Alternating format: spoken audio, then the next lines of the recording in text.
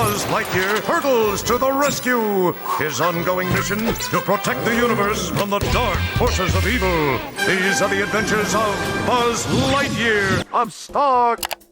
Buzz Lightyear of Star Command failed, and now Pixar acts like it doesn't exist. So why is that? When Toy Story hit theaters in 1995, Woody and Buzz were the obvious stars, and in classic Disney fashion, the studio wasn't about to let that momentum just sit there. They did what Disney does. They looked for a way to keep the IP alive between movies, and out of the whole toy box, Buzz was the easy pick. He didn't need Andy's room to make sense.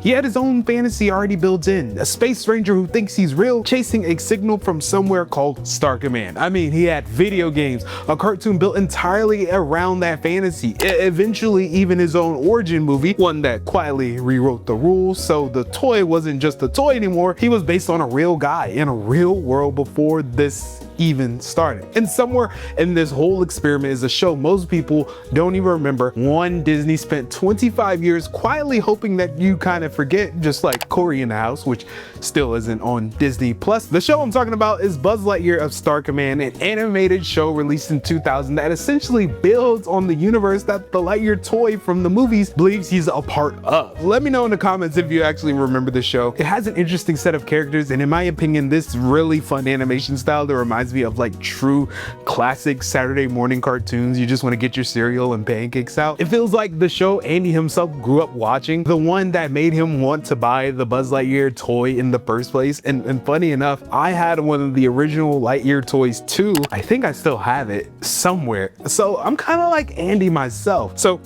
what was this show actually? This show hit the scene in October 2000, made by Walt Disney Animation, who put their own style and spin on what Pixar had made years before. That distinction actually matters a lot for where this story is going. See, Pixar at the time didn't really make TV shows. They still kind of don't today, except the ones they were forced to make that are on Disney Plus. I could go more into that, but I'll say that for another day. Buzz Lightyear of Star Command rode right off the high of Toy Story 2, which was this major level up from the first movie and just reminded everyone why they loved the characters in the first place. And the cast they brought in for the show was pretty decent for the era. I mean, we got Joe Swanson, we got Patrick Warburton, we got as Buzz, we got Wayne Knight playing Zur. So let's dive into the canon. This version of Buzz isn't a toy, obviously. This is the guy the toy believes he is, or maybe even the TV show the toy is based off of. The real Star Command, real Space Rangers, real Emperor Zurg, like he's got his own team, Booster, XR, Miranova,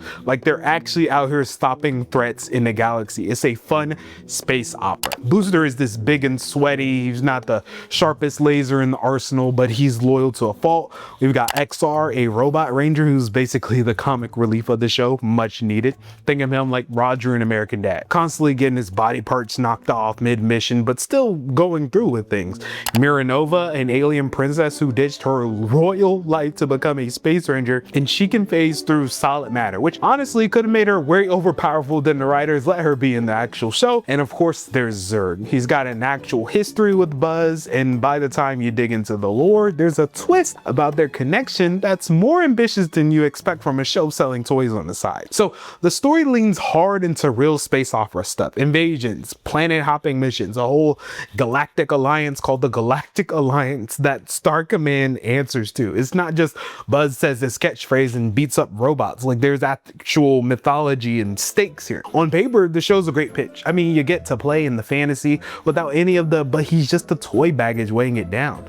The just a pure Saturday morning cartoon space opera built entirely around a character everyone already loved. But back then, Pixar and Disney weren't exactly on the same team yet. This was years before the 2006 buyout, so they were still two separate companies in a distribution deal. And that relationship was getting tense. Creative control fights, contract disputes, all of it. Pixar wanted ownership over their own character, and Disney wanted to keep milking the IPs. It just felt like another way to keep merchandise moving. More toys, more lunchboxes, more backpacks, all riding on the name Pixar built. They never actually claimed the show. That's exactly why it worked. This is the animation style that I grew up on, that early 2000s crisp, colorful Saturday morning cartoon look that just feels nostalgic the second you see it. I already love space operas, so this show that leans all the way into it was an easy sell for me as a kid. But it's more than nostalgia. There's something genuinely fun about ragtag team like this. Booster, XR, Miranova, Buzz, people from completely different walks of life who don't look alike, thrown together in one central goal. Like, that's peak cartoon era. So in the early 2001, Star Command wrapped. Yes, the show only lasted like 4 months. They eventually merged, and you think that'd be the moment where the show gets folded back and established into canon, but instead, it kind of just stays buried. No Disney Plus re-release, no callbacks, no acknowledgements that it even happened. And then Disney gets an actual second chance to make Buzz his own thing. 2022, they greenlight Lightyear, a full theatrical origin story for the real Buzz the toy is based off of, which, if you think about it, is really the exact premise of the show, but 22 years earlier. So yeah, but Pixar didn't touch that original show. They didn't even reference Team Lightyear. They didn't bring back Zurg's actual TV backstory. They didn't acknowledge Booster, XR, Miranova, or even that world. It was just a full reset built from scratch with a whole new origin story. And by Pixar standards,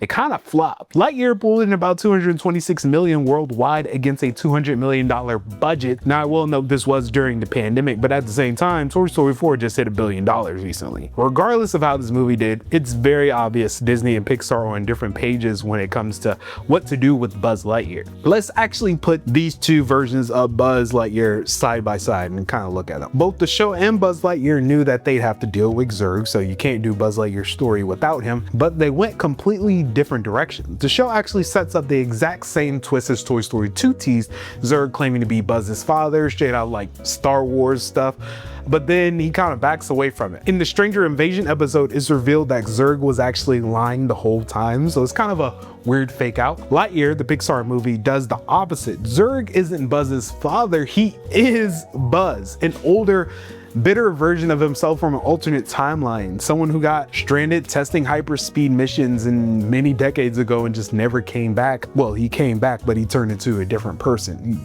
The twist being that the villain isn't your dad, it's just you in the future. That's the difference, major difference. The show's team, Booster, XR, Miranova, they have this goofy and colorful vibe, whereas Lightyear's team, Izzy, Mo, and Darby, is like a nervous rookie, this anxious recruit, like a ragtag pair just mushed together. It's a polarly opposite and different story, less space opera and more found family drama. And neither approach is wrong. I mean, they're just different, and that's okay, especially when they've been made 22 years apart from each other. That's Buzz Lightyear Star Command, a show that had everything going for it: a decent cast of characters, a real mythology, a genuinely fun team, and animation style that still holds up as pure nostalgia for me. I mean, it only ran for about a year, maybe less with reruns, but it packaged in this huge number of episodes in that window, like 65 or something. So like they were playing them basically every day. Pixar kept their distance from it for 25 years, and it's still not on Disney Plus, like Corey in the House, but I don't think that means it isn't worth watching. You can find it on YouTube. Please go check out the show. Just go look at it. I think it's definitely worth it. And if you remember the show, let me know in the comments. I want to know. I wasn't the only kid who was obsessed with this. And if you've never seen it, like I said, go find it. It needs to be remembered as more than a footnote or a tag in Buzz Lightyear's history. Peace.